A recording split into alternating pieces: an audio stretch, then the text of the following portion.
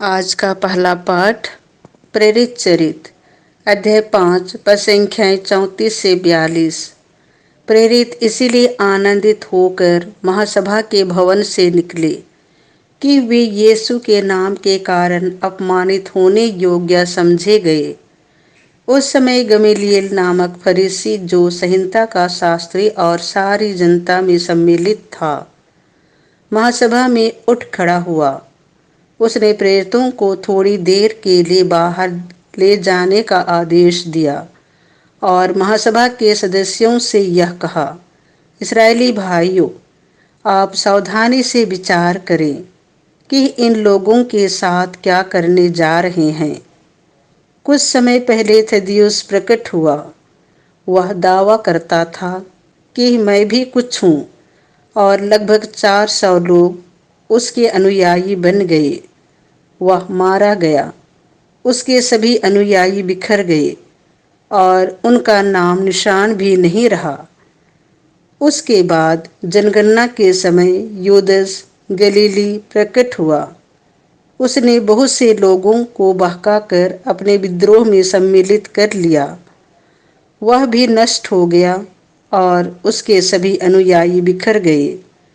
इसीलिए इस विषय के संबंध में मैं आप लोगों से यह कहना चाहता हूँ कि आप इनके काम में दखल मत दें और इन्हें अपनी राह चलने दें।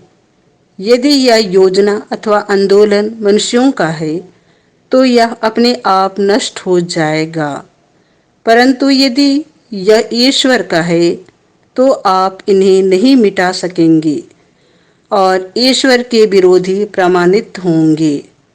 वे उसकी बात मान गए। उन्होंने प्रेरितों को बुला भेजा, उन्हें कोड़े लगवाए और यह कड़ा आदेश देकर छोड़ दिया कि तुम लोग यीशु का नाम लेकर उपदेश मत दिया करो।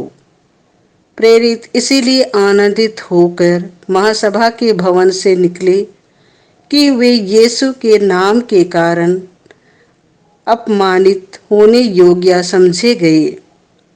वे प्रतिदिन मंदिर में और घर घर जाकर शिक्षा देते रहे और यीशु मसीह का सुसमाचार सुनाते रहे।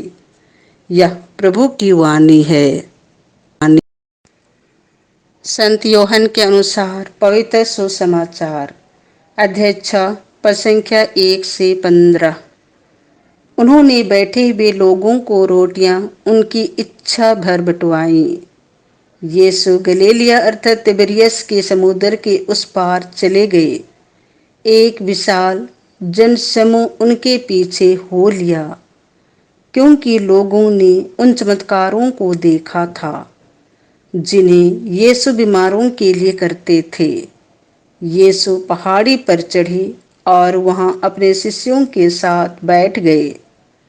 यहूदियों का पास्का पर्व निकट था। यीशु ने अपनी आंखें ऊपर उठाईं और देखा कि एक विशाल जनसमूह उनकी ओर आ रहा है और उन्होंने फिलिप से यह कहा, हम इन्हें खिलाने के लिए कहाँ से रोटियां खरीदें? उन्होंने फिलिप की परीक्षा लेने के लिए यह कहा। वह तो जानते ही थे कि वह क्या करेंगे। फिलिप ने उन्हें उत्तर दिया, 200 दिनार की रोटियां भी इतनी नहीं होगी कि हर एक को थोड़ी थोड़ी मिल सके। उनके शिष्यों में से एक सिमोन पेतरुस के भाई अंद्रियास ने कहा, यहाँ एक लड़के के पास जौ की 5 रोटियां और 2 मछलियां हैं, पर यह इतने लोगों के लिए क्या है? यीशु ने कहा, लोगों को बैठा दो।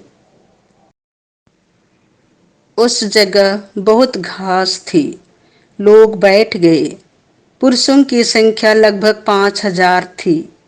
यीशु ने रोटियां ले ली, धन्यवाद की प्रार्थना पढ़ी और बैठे हुए लोगों में उन्हें उनकी इच्छा भर बंटवाई। उन्होंने मछलियां भी इसी तरह बंटवाई।